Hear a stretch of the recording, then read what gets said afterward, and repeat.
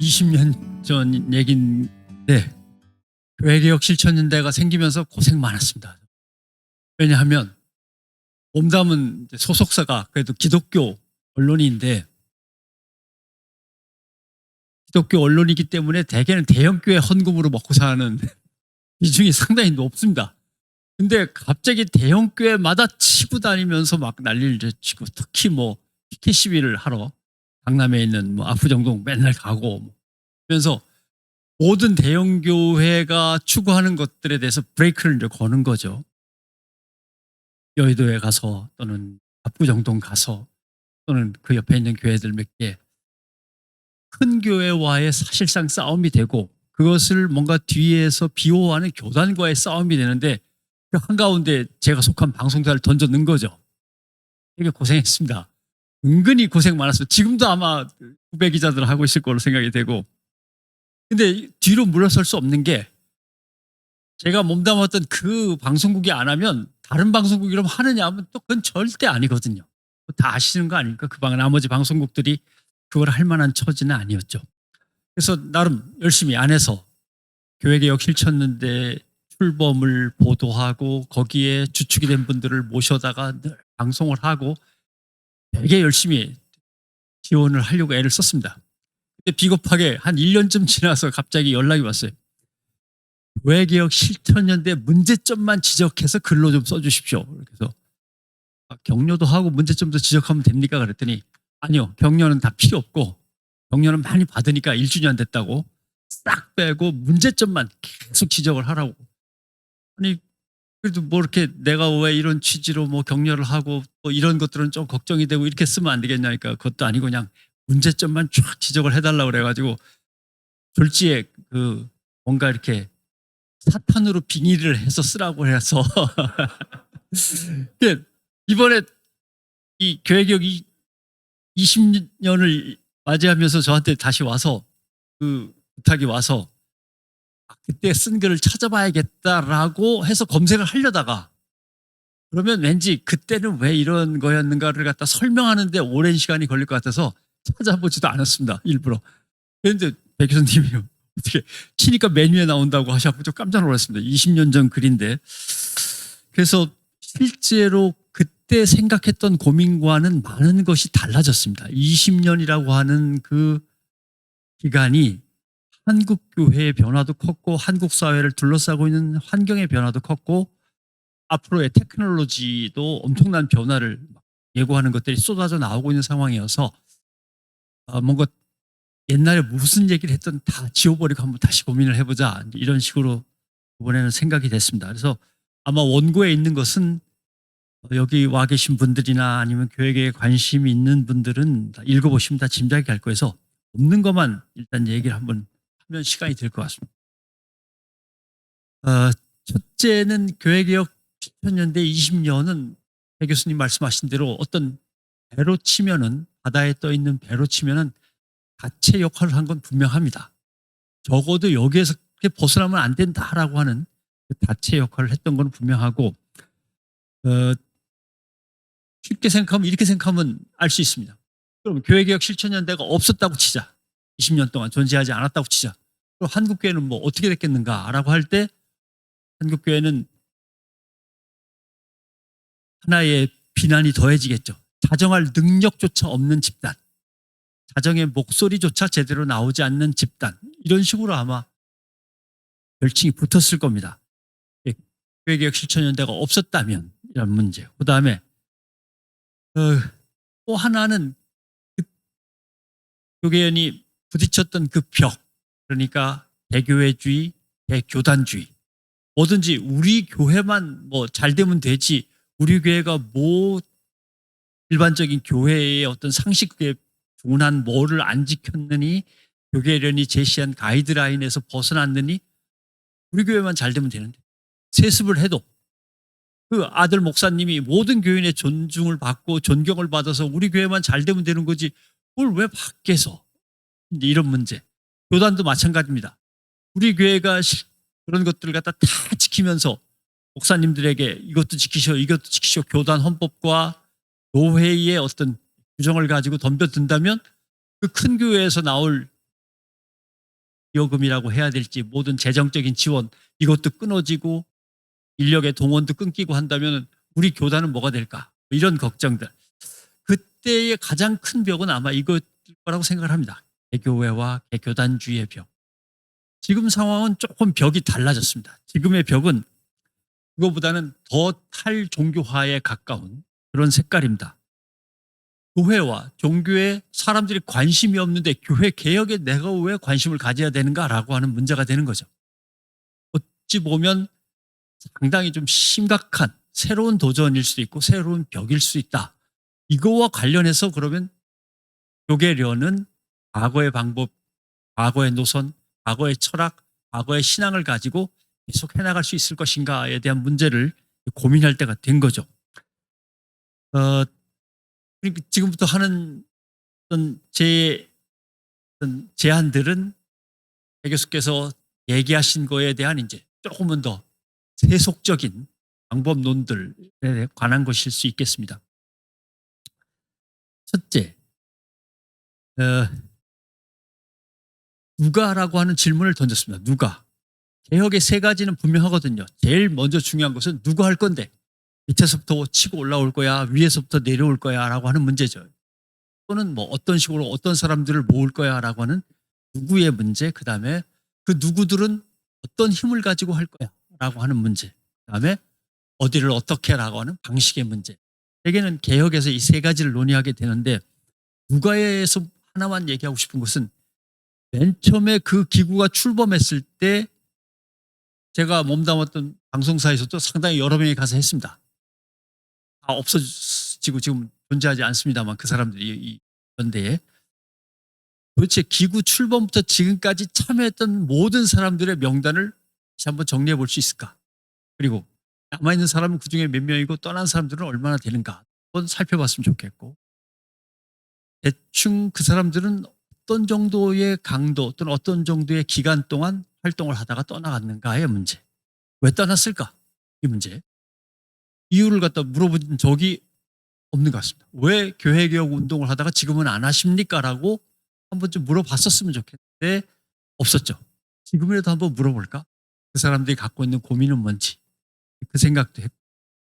그러면 교계련에 지금 참여를 안 하지만 그 사람들은 교회 개혁에 지지하지 않는 사람인가? 관심이 없는 사람인가? 그것도 한번 물어보고 싶습니다. 그중에 일부는 가나안 성도가 됐겠고 그중에 일부는 아예 탈종교 쪽으로 가서 정말 관심이 없을 수도 있죠. 그 사람들한테 물어봤으면 좋겠고 이 물어본 것들을 토대로 해서 그 사람들이 다시 참여하지 않더라도 계속 소식을 전하거나 부분적으로 참여할 수 있게 풀어주거나 아니면 더 참여할 수 있도록 끌어당기거나 뭔가 방법이 나와야 된다라고 하는 거죠. 왜 그런가? 다른 사회개혁 운동도 마찬가지고 지방에서의 마을 살리기 운동도 마찬가지고 저널리스트로서 뒤져보면 결국 문제는 쪽수의 문제가 나옵니다. 사람 수가 많아야 됩니다. 아까 교수님이 제안한 것들을 갖다 실천하려면 지금 여기 있는 상근자 몇 명 갖고 될 일은 절대 아니거든요. 엄청난 쪽수가 있어야 됩니다. 그런데 그것을 일단은 핵심 세력으로 네트워크를 구성해서 실행에 나설 사람들 그걸 갖다가 들락날락하면서 도와줄 준 지지 세력 그다음에 준까지 안 가더라도 예를 들면은 지원금을 보내거나 후원금을 보내거나 하면서 마음으로라도 늘 함께 해줄 넓은 바닥의 저변 이 단계별로라도 사람들을 계속 당기고 연락과 어떤 호소 뭐 이런 것들이 다 닿는 정도의 거리에 그 사람들을 도와야 되기 때문에 그런 것들 쪽수의 문제 그다음에 돈의 문제 님들도 너무 속물적인 얘기를 해서 죄송합니다만 지금 모든 NGO건 사회운동단체건 간에 제일 중요한 것은 이 쪽수와 돈인데 돈에 있어서 가장 중요한 것은 변호사, 세무사, 회계사 이런 분들을 많이 포섭해야 됩니다. 왜냐하면 옛날에는 교수님들이었거든요. 근데 교수님들 요새 별 볼 일 없습니다. 대학들 힘들어가지고요. 대학이 일단 존재하기가 어려운 판에 소용없습니다. 죄송하지만 다시 한번 명단을 쭉 정리하시면서 의사, 변호사, 회계사, 세무사 등등등 전문직들은 다시 한번 챙겨가지고 그 사람들한테 좀 더 강권하면서 피켓팅에 참여하시라는 소리는 아닙니다. 후원금이라도 제때 많이 보내주십시오. 이런 식으로라도 사람을 모아야 됩니다. 그 저변을 확보하는 작업이 사실 제일 중요합니다. 왜냐하면 신자유주의의 범람 시대에 제일 중요한 것은 NGO의 생존입니다. 뭐 모든 나라의 모든 역사 속에서 항상 드러나는 겁니다. NGO의 생존이 신자유주의 속에서 제일 중요하고 제일 시급한 게 맞습니다. 근데 여기에 대한 준비는 미리 해야 되는 거죠. 아마 집행위원회가 있을 테니까 집행위원회에서 그 방식들을 계속 전문가들과 토의해서 20주년 기념사업으로 해서 내년이든 내후년까지 방법을 마련하고 그다음부터 밀고 나가서 또 다른 10년 또 다른 20년을 맞이해야 될 거다라는 생각을 하고요. 다음에 또 하나의 문제는 교회 안으로 들어갈 거냐? 이 운동이 교회 안으로 들어갈 수 있는 운동이냐라고 하는 것과 두 번째는 교회 안에 머물러 있지만 나와서 이 운동에 함께 해줄 사람들을 끊임없이 불러내야 되는 두 가지 작업이 있는데 아마도 1번은 어려울 것이고 교회 안으로 굳이 들어갈 수 있는 문제가 아닌 것. 교회 안에 있지만 계속 나와서 잠깐이라도 합류할 수 있는 사람들을 구해야 되는 문제 이렇게 생각할 수 있고요. 또 하나는 이제 교회에서 아예 나온 사람들의 문제가 있습니다. 왜냐하면 지금 한국 사회의 가장 큰 문제를 정치적인 진보와 보수의 대결로 생각을 합니다. 흐름을 좀 보면 맨 처음에 우리는 어떻게 싸웠냐면 권력과 권력에 저항하는 시민 세력으로 싸웠습니다. 그게 87년 민주화 그 무렵까지의 문제죠. 권위주의적인 권력과 거기에 저항하는 시민 세력 두 개로 나누어 싸웠습니다. 지금의 상황은 정치적인 힘과 조직력을 확보한 보수 시민과 진보 시민의 대립 이 상황까지는 왔습니다. 이게 언제까지 갈 거냐? 제가 보기에는 그렇게 오래 가지 않습니다. 왜냐하면 먹고 살기 힘들고 자기가 사회에서 겪는 숱한 어려움들 때문에 나는 진보니까 너와 싸워, 나는 보수니까 너와 싸울 거야로 더 이상 갈 힘도 없고 관심도 없어질 겁니다. 결국 그 다음에 나오는 것은 계급, 계층, 자기의 어떤 지위, 사회적 지위, 대우 이런 것들에 의해서 사람들이 나눠지고 그 사람들끼리 이제 대립이 심해지겠죠. 이게 교회 안에서 벌어집니다. 대단히 죄송하지만 벌써 목사교 아니야? 혹시 개신교라는 걸 목사교 아니야 이거? 라고 의심하는 사람들이 생겼고 거기에 반발하는 사람들도 물론 있습니다. 그래서 결국 교회 안에서도 지배를 받는 세력과 지배를 하는 세력으로 나눠지는 거 아니야? 라고 하는 계급적 의식이 있죠. 다른 건 뭐 지금까지 벌어지고 있는 젠더에 의한 것. 이 가부장적인 교회는 도대체 언제 개선되는 거야? 나는 여성으로서 도대체 어릴 때부터 교회를 다녔지만 한 번도 평등한 대접을 받은 적이 없어 라고 하는 젠더적 그것도 있을 수 있고 그다음에 세대 간 갈등 다 노인네들이 다 움켜쥐고서 제대로 뭔가 속 시원하게 세상에 적응하지를 못하고 있어 라고 하는 젊은 세대들의 반발이 있을 수도 있고 나이 든 분들은 감당하기가 어렵다. 진짜 뭘 원하는 건지 요즘 젊은 사람들의 얘기를 참 이해하기가 어렵다. 결국 이 갈등도 있을 수 있고 제일 심각한 잘 사는 사람과 못 사는 사람이라고 하는 정말 계층 간의 갈등도 교회 안에서 이제 불거지면서 그것이 폭발적으로 이제 커져가죠. 점점 극화될 그런 이제 위험에 처해 있는데 결국 그러면 갈등은 커지고 이탈자가 늘어납니다.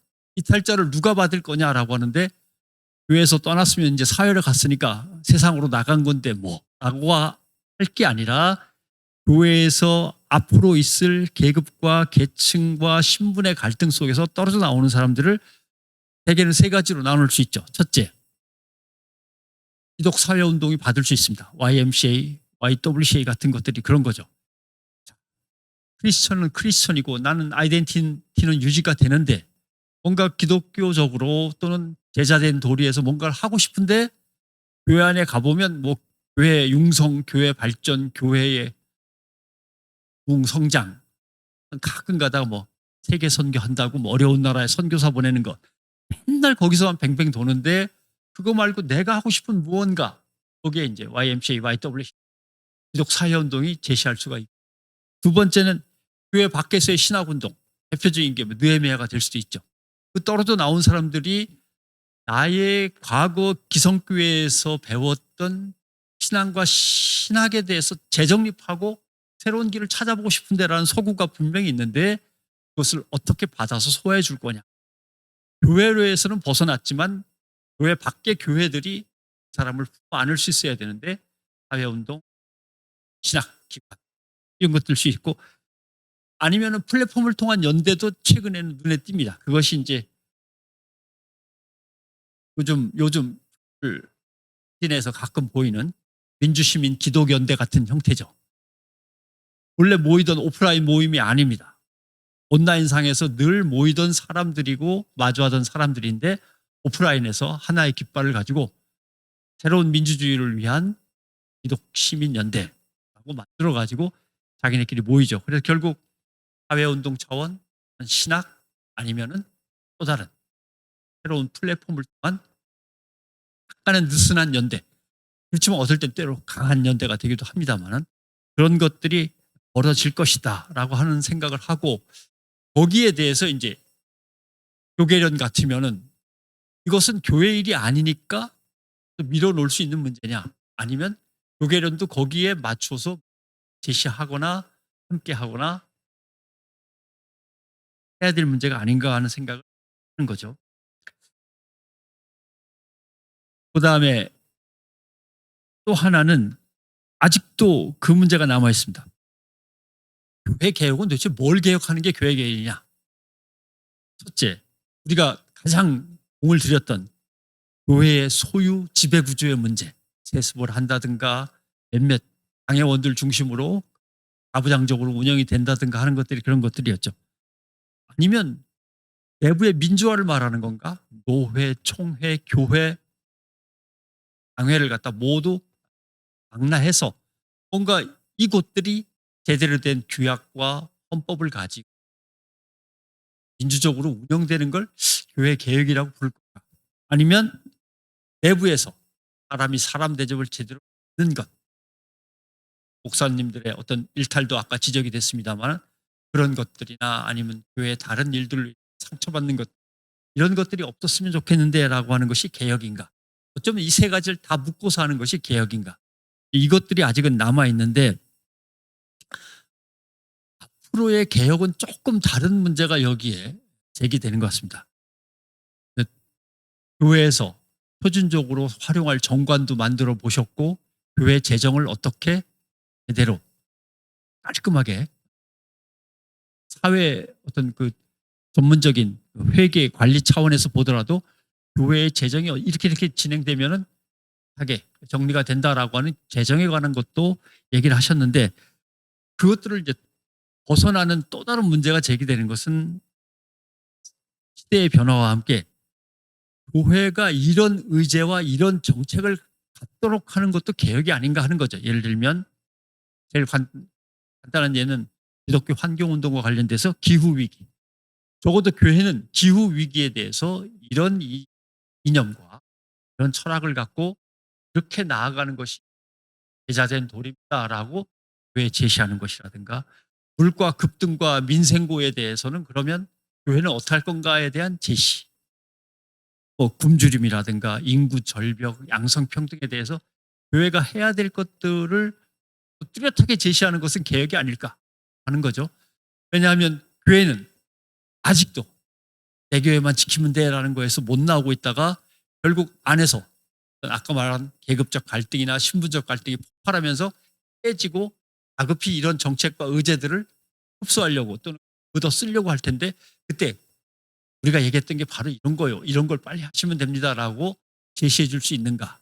그것을 미리 준비하고 교회에 심으려고 애를 쓰는 것은 개혁이 아닐까라고 하는 것이고 그러니까 교회에게 건강한 의지를 요구하고 제시하는 개혁도 개혁이 아닐까 하는 생각을 해본 거죠. 그리고 그럼 어떤 것들을 해야 될 건가라고 할 때 몇 가지만 얘기를 한다면, 첫째는 그동안 여론을 주도하거나 여론에 의해서 비판을 받도록 작업해서 이제는 개혁의 인프라를 구축하는 걸로 조금 옮겨야겠다.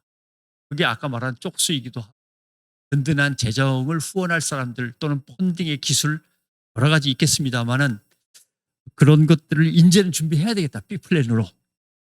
교회를 바꾸려고 했는데 교회가 당치 안 바뀌고 있으니까 일단 그것은 좀 스톱시켜 놓고라든 B플랜을 일단 준비하고 A, B를 같이 하는 방향, 이런 것들도 필요할 것 같고, 또 하나는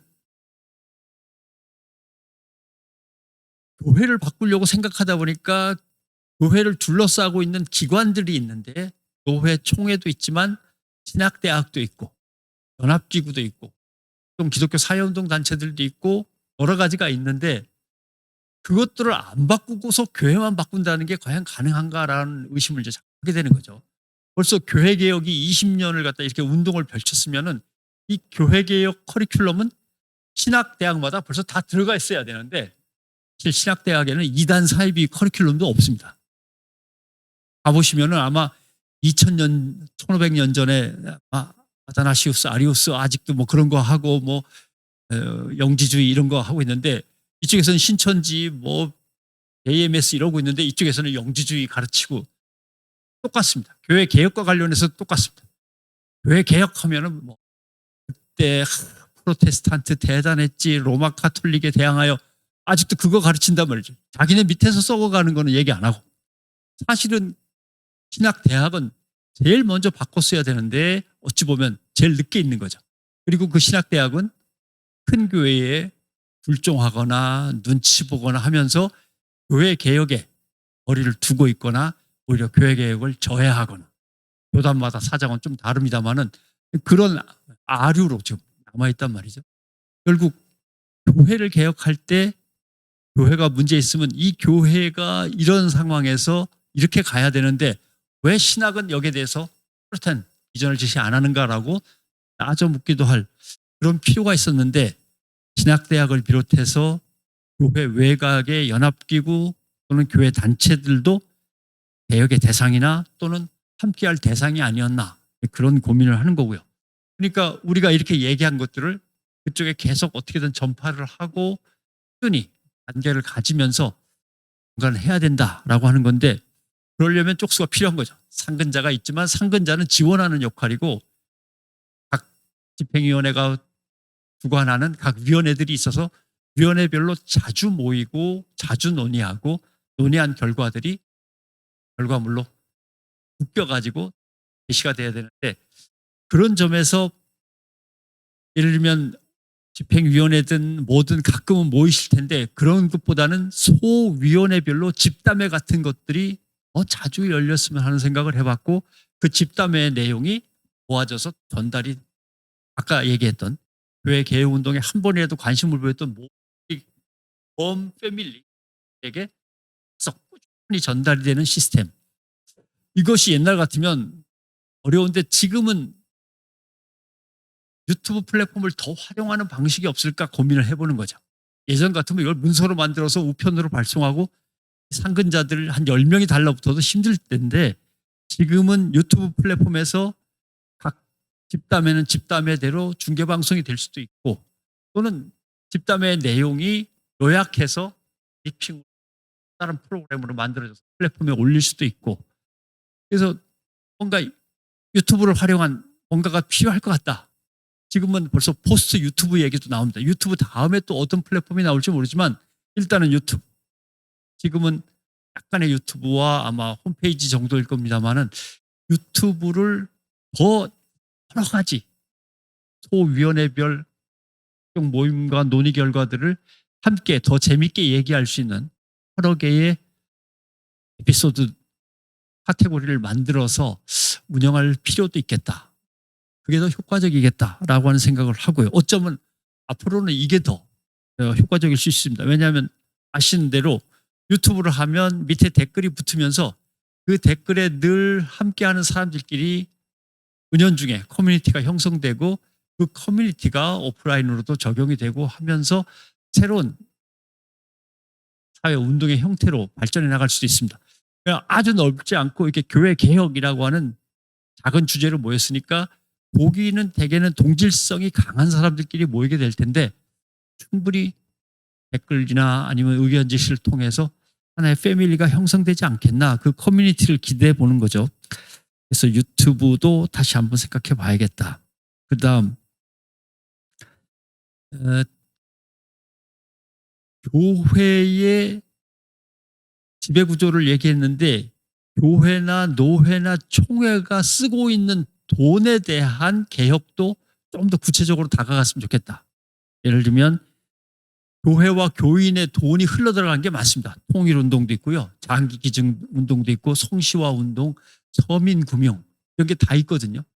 그 돈이 제대로 쓰였을까 쓰이고 있을까를 이것도 개혁 중에 하나다라고 생각을 하는 거죠. 예를 들면 뭐 장로교회에서 연금이 다 날아가고 뭐 사기당하고 하는 사건도 있었습니다만은 그렇게 교회의 돈이 제대로 쓰이는 것도 개혁기구가 감시해야 될 대상이 아닐까라는 생각을 해봤고요. 그 다음에 또 하나의 뭐 여러 가지 문제가 있겠습니다만 빠뜨린 것만 얘기한다면 인구가 계속 고령화되고 있죠. 아이들이 태어나지 않고 있습니다. 방법은 하나밖에 없습니다. 독일이 왜 발전한 나라가 그렇게 난민들을 갖다가 뭐라고 안 그러고 그래도 그냥 아무 말 없이 자꾸 받아들이나.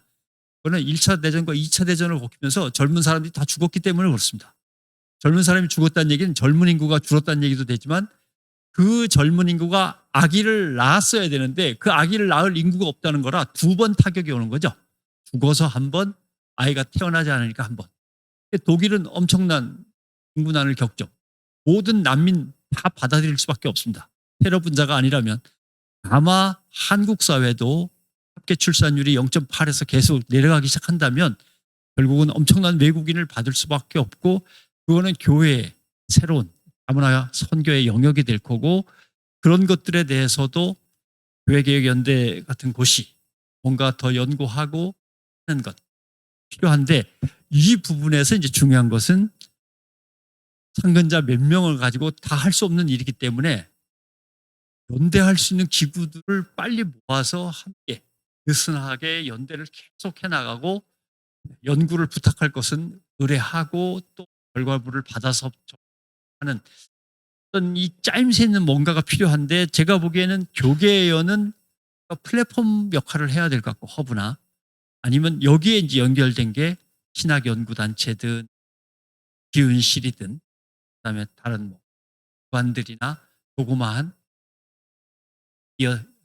교계 미디어 단체든 간에 뭔가 교계련을 중심으로 가장 오래된 나름대로 뿌리 깊은 시니까 교계련을 중심으로 한 허브 플랫폼을 중심으로 한 뭔가 좀 느슨한 연대 그러나 좀 더 결정적인 연대가 이루어져서 이 모든 의제들을 정리하고 펼쳐나가야 되지 않을까라는 고민들을 했습니다. 여기까지 온 것만 해도 엄청난 성공인 거는 저도 그때 공감하는 바이고 사실은 맨 처음에 할 때 저렇게 싸우다가 너무 열렬히 싸우니까 대개는 100m 달리기라는 게 온 힘을 다해서 뛰고 일찍 끝나는 거기 때문에 일찍 끝나면 어쩌나 걱정을 했던 건데 20년을 함께 했으니까 이것도 축하할 일이고 앞으로의 20년을 또 바라보면서 새로운 준비를 해야겠다